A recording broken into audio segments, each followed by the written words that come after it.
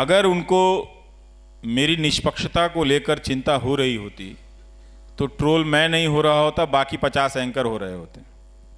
तो उनको मेरी निष्पक्षता की चिंता नहीं है,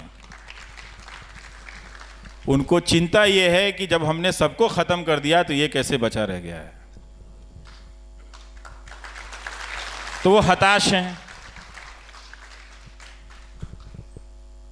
मेरे बचे होने के को लेकर या मेरे जैसों के बचे होने को लेकर वो हताश हैं, तो वो गालियां देते हैं, ट्रोल करते हैं। अगर मैं कहूं कि इसका कोई भी असर नहीं होता है तो ये ठीक बात नहीं होगी। अगर असर नहीं होता तो हम कहते भी नहीं। और इसलिए कहते हैं कि इसलिए नहीं कहता कि मैं कोई बहुत बेचैन हो गया हूं इनसे, बल्कि इसलिए भी आपसे बताता हूं, मैं लिखता हूं। मेरे दोस्तों से काफ़ी बहस होती है कि तुम क्यों ये बात पब्लिक में डालते हो। मैं हमेशा कहता हूं कि ये एक एस्टैब्लिश्ड पॉलिटिकल स्ट्रक्चर के तहत हो रहा है, इसलिए पब्लिक में ये बात डालनी चाहिए कि गालियां दी जा रही हैं। बहुत ही वो मारने काटने की गालियां, तर्क वो करना नहीं चाहते हैं। उन्होंने वो बहुत सारे लोग यहीं पे दिखा रहे थे कि एक वकील साहब प्रोफेसर हैं, जानते नहीं मेरे बारे में, लेकिन फोटो लगाए हुए हैं कि एंटी नेशनल है, और अपना स्टूडेंट फॉलो करते होंगे। तो एक तरह से ये एक नेटवर्क बना है कि हम सब के बीच से एक समर्थक बनाने की लगातार कोशिश की जा रही है। जैसे ही आप दर्शक, नागरिक से दर्शक बनते हैं और दर्शक से लॉयल दर्शक बनते हैं, और फिर दर्शक से जैसे ही आप समर्थक में बदलते हैं, फिर आपको सवाल से का कोई मतलब नहीं रह जाता, फिर आप उस पार्टी के लिए झंडा उठा लेते हैं। और यही प्रक्रिया वो ज़्यादा से ज़्यादा वो करने की कोशिश कर रहे हैं। तो खूब गालियां पड़ती हैं, धमकियां पड़ती हैं, इससे ज़िंदगी पर असर पड़ा है। अच्छी बात ये हुई कि घर में बंद रहने के कारण मैं ज़्यादा लिखने लगा हूं, तो 25,000 शेयर हुआ ना। हाँ, मैंने पूछा ना कि जब न्यूज़ चैनल युद्ध का मंच सजा रहे थे तो आप गांधी जी के नाम पर शांति पुरस्कार लेने चले गए। तो मैं बैठ के पढ़ता रहता हूँ, लिखता रहता हूँ, तो ये अच्छी चीज़ें हुई हैं। परिवार के लोगों पे भी असर तो पड़ता ही है कि जब हम परेशान रहते हैं तो ज़रूर हमारे दोस्तों पे भी असर पड़ता है। और हम कोई लोहे के नहीं बने हुए हैं, डर हमको भी लगता है, और जिसको भी डर नहीं लगता उससे थोड़ा सा बचिए, उससे दूर रहिए।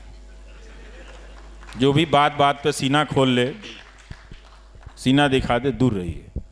ऐसे बहादुरी नहीं होती है। हर दिन अपने डर को जीतना ही बहादुरी है। हर दिन अपने आप को बहादुर घोषित करना बहादुरी नहीं है। और वो सारे ट्रोल करने वाले, गालियां देने वाले क्यों अंत में जाकर ये सवाल पूछते हैं कि आप एंटी मोदी क्यों हैं? हम कहाँ एंटी मोदी? हम तो मोदी की मदद करते हैं सवाल पूछ के, ताकि समय पे पता चल जाए। तो बहुत ही खराब हालत है मीनाक्षी। और ये सामान्य, मैं यही सोचता हूं कि आम नागरिक के अंदर जब ये भय बैठता होगा तो वो कितना भयानक होता होगा। मुझे तो फिर भी इसकी आदत हो गई। अगर आपके फोन पे कोई 4 दिनों तक लगातार हजारों की संख्या में फोन और 3,000 से ज्यादा मैसेजेस भेज दे गालियों के, उनको देखना, उनको डिलीट करना, सबको एक बार में नहीं कर सकता, क्योंकि पहले के कुछ मैसेजेस बहुत ज़रूरी होते हैं, उसको रखना पड़े, इसलिए आप सबको एक साथ बल्क में डिलीट नहीं कर सकते हैं। उनको डिलीट करने के लिए ही मुझे रोज़ 3-3 घंटे 4-4 घंटे बैठकर ये करना पड़े, तो ये वो काम कर सकते हैं। तो इसीलिए उन्होंने क्या किया है कि इसके ज़रिए पब्लिक के बीच में ही पब्लिक को एक दीवार बना दिया है। वो इस लड़ाई में अब सामने नहीं है, वो उपदेशक हैं। 7 दिन तक लड़ाई हो जाए, फिर वो कह सकते हैं कि हमारी लड़ाई कश्मीर को लेकर है, कश्मीरी लोगों से नहीं है। वो कह सकते हैं, क्योंकि उनको बहुत सारी रैलियां करनी होती, तो कुछ ना कुछ कहना है तो कहीं ना कहीं कुछ कह देते हैं वो। तो ये एक व्यवस्था बनी है जिसको उन्होंने लेजिटिमाइज किया, या उनकी पार्टी की पॉलिटिक्स ने लेजिटिमाइज किया है। ये अब 5 साल के बाद अगर आप नहीं देख पाएंगे तो कब देख पाएंगे? ज्यादातर ट्रोल करने वालों को वो क्यों फॉलो करते हुए नजर आते हैं? और वही सिर्फ ट्रोलिंग की बात नहीं है, उनके पार्टी के जो नेता हैं, जो आईटी सेल के जो व्हाट्सएप ग्रुप में जो मैसेजेस चलते हैं, सबकी भाषा एंकर से लेके वहां तक एक हो गई है, और वो सब एक दिशा में जाती हुई दिख रही है। तो हम लोग सोशल साइंटिस्ट भी हो गए हैं, देखते देखते तो समझ में तो आती है ना बात की ये बात आ कहाँ से रही है और जा कहाँ से रही है।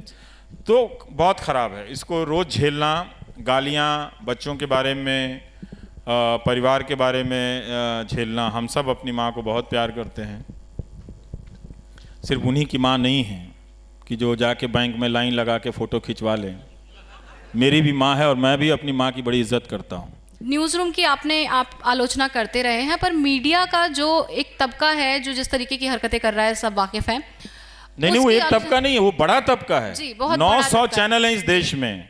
हम तो 2 ही 4 चैनल को जानते हैं, पर ये काम कई 100 चैनलों से हो रहा है। पर मीडिया में खुद को इवैल्यूएट करने की, अपना खुद का आकलन करने की कोई ऐसी रिवाज नहीं रही है।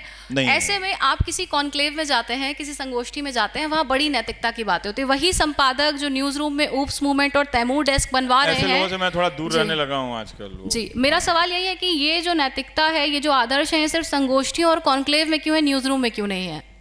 नहीं रहेगा, क्योंकि यही तो, अगर वो उन्हें पता है कि वो न्यूज़ रूम में कुछ बातें कहनी है, सबके पास एक भीड़ है ना, तो उनके भी कार्ड बढ़ जाते हैं, लोग आ जाते हैं, तो वो सोचते हैं वो जो बोल रहे हैं वो सत्य बोल रहे हैं। लेकिन अपना इवैल्यूएशन ही नहीं होगा। ये जो देखिए आप हिंदी के अखबारों के संपादकों का हाल देख लीजिए। हम न्यूज़ एंकरों की तो आलोचना होती है, उनके एडिटोरियल देखिए कितने ख़राब हो गए हैं।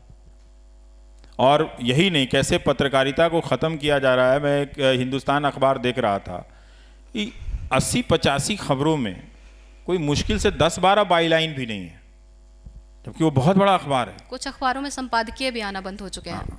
तो कैसे लिखेंगे? नाम से तो लिखने से अच्छा है, झमेला लेने से तो नहीं। आज छपते हैं वैसे, लेकिन वो पत्रकारों के नाम तक नहीं है। तो जर्नलिस्ट को भी फेसलेस बनाना है और जो न्यूज़ रिपोर्ट है उसको भी इंफॉर्मेशन लेस बनाना है। अभी तक जो आप अखबार पढ़ते हैं, अखबार पढ़ने से पढ़ना नहीं आ जाता है। ज़रा ध्यान से एक एक न्यूज़ आइटम को पढ़िए, तब आपको ये खेल पता चलेगा। ये मेरा मसला नहीं है, ना तो ये आरफा खानम शेरवानी का मसला है, ये इंस्टीट्यूशनल मामला है। और व्यक्तियों का, 2-4 व्यक्तियों का होना भी बहुत दुखद है। क्यों 2-4 व्यक्ति होने चाहिए जो अपने व्यक्तिगत तौर पे कर रहे हैं, या क्यों 2-4 वेबसाइट होनी चाहिए? 900 न्यूज़ चैनल हैं। आज आप एक भी न्यूज़ चैनल का नाम नहीं ले सकते कि ये जर्नलिज्म कर रहा है। तो काहे के लिए आपके घर में है, तो अंदर नहीं है। जो हमारे प्रेस की जो बॉडीज़ हैं, जो बनी हुई हैं संस्थाएं हैं, वो बहुत काम की नहीं हैं, बहुत काम की नहीं हैं। उनमें भी वही सब लोग हैं, और जो लोग भी होंगे तो क्या कर लेंगे? वो एक निंदा कर देते हैं, कंडेम कर देते हैं, वो ट्विटर पे आ जाता है, वो चलता फिरता कहीं गायब हो जाता है। लेकिन स्थितियां वैसे ही बनी रहती हैं। उनके ये कह देने से कि बरखा दत्त को, रोहिणी सिंह को, आरफा खानम को, मुझे अभिसार को ट्रोल किया जा रहा है, ये ठीक नहीं, हम इसका विरोध करते हैं, कोई फर्क नहीं पड़ रहा है। क्योंकि फर्क आपको नहीं पड़ रहा है, लोगों को फर्क नहीं पड़ रहा है। और लोगों को फर्क नहीं पड़ना ही कई बार मुझे लगता है कि ये इस बात का प्रमाण है कि जो इन न्यूज़ चैनलों पर दिख रहा है वो शायद हिंदुस्तान में हो गया है। भारतीयों को यथास्थितिवादी कहा जाता था और ये सब दिखाई पड़ रहा है कि वो यथास्थिति में खुश हैं। अजीब तरह का, मतलब ये स्टेटस को तो नहीं है, क्योंकि जो हमने बुनियाद कायम की थी उसका रेफरेंस पॉइंट बदला, उसको पूरा ध्वस्त किया इन चैनलों ने। अब आप देखिए कि वो कहाँ से कोई सवाल पूछ रहे हैं, है ना। तो अगर आप देखें तो ये एक पुराना स्टेटस को था वो ध्वस्त हो गया है। एक नई चीज़ इन्होंने बनाई तो ज़रूर है, और जिसमें जो अमर्यादा है, जो अनैतिकता है, उसको प्रतिष्ठित किया है। जो पहले से चली आ रही थी उसको स्थापित किया है, प्रतिष्ठापित किया है। तो जो अमर्यादाएं हैं, जो अनैतिकताएं हैं, उनको नैतिक बनाया है, उनको मर्यादित किया है। ये काम तो इन्होंने किया ही है कि अब आप चैनलों पर आकर देखिए। एक चैनल पे मैं देख रहा था कि 2 आर्मी के सज्जन रिटायर्ड जानकार बैठे हैं, और बगल में एक प्रवक्ता कह रहा तेरा नेता लुच्चा है, तेरा नेता लुच्चा है, और ये लुच्चा है, वो लुच्चा चल रहा था उसमें। मैं ये सोच रहा था कि अच्छे भले लोग भी जाकर इस गंदगी को क्यों लेजिटिमाइज कर रहे हैं, वो क्यों जाते हैं? हिंदुस्तान की आर्मी जेंटलमैन आर्मी कही जाती है, वो क्यों ऐसे एंकरों के बगल में बैठते हैं? क्या उनको भी लगने लगा है कि देश में उनसे ज्यादा ये नेशनलिस्ट, ये न्यूज एंकर हो गया है? उनको देखना चाहिए कि किस तरह से वहाँ पर नचवाया जा रहा है, गालियाँ दी जा रही हैं। हमारे जो रिटायर्ड सोल्जर हैं, बड़ा रिस्पेक्ट है उनके लिए, उनके नॉलेज के लिए। वहाँ वो कुछ भी इस्तेमाल नहीं होता, सिर्फ उनके प्रेजेंस को लेकर ये न्यूज़ चैनल अपने आप को लेजिटिमाइज करते हैं, अपने एजेंडा को, कि हमारे साथ आर्मी के ऑफिसर बैठे हैं। और वो दूसरों को पूछता है कि तेंदुलकर या कोई नसीरुद्दीन शाह एंटी नेशनल है। मैं इन सेना के बेहतरीन अफसरों से गुजारिश करता हूँ कि आप प्लीज़, आप हमारे लोकतंत्र के सबसे मजबूत प्रहरी हैं, आप अपने अनुभव और ज्ञान का इस्तेमाल इन बंदरों के जरिए लोकतंत्र के खात्मे में साथ मत दीजिए। वरना 10 साल बाद जब कोई YouTube में जाकर देखेगा तो आप नजर आएंगे कि आप वहां पर बैठे हुए थे, क्योंकि वो ये नहीं बोल पाते कि तुम कैसे बोल सकते हो। मैं हूं, मैं जानता हूं, मैं आर्मी मैन हूं, मैं जानता हूं जान की कीमत क्या होती है, शहादत की कीमत क्या होती है।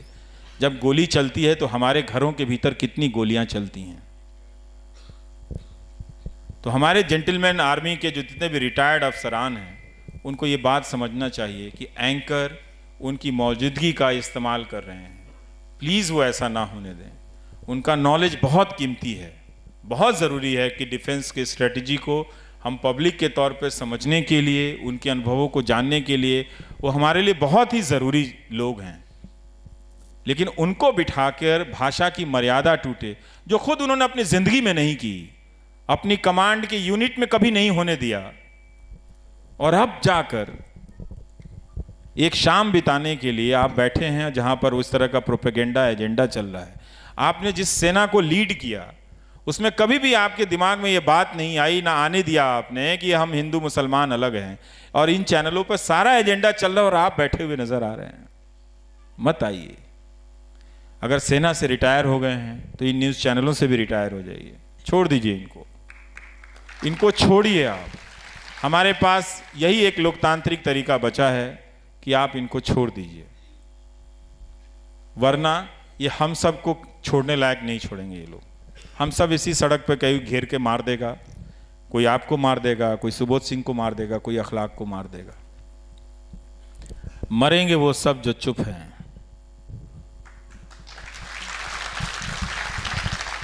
कोई गोली से मरेगा, कोई धक्का मुक्की से मरेगा, और कोई भूख से मरेगा। मरेंगे तो सब, पर अंबानी जी की मानहानि ₹1.25 की होनी चाहिए।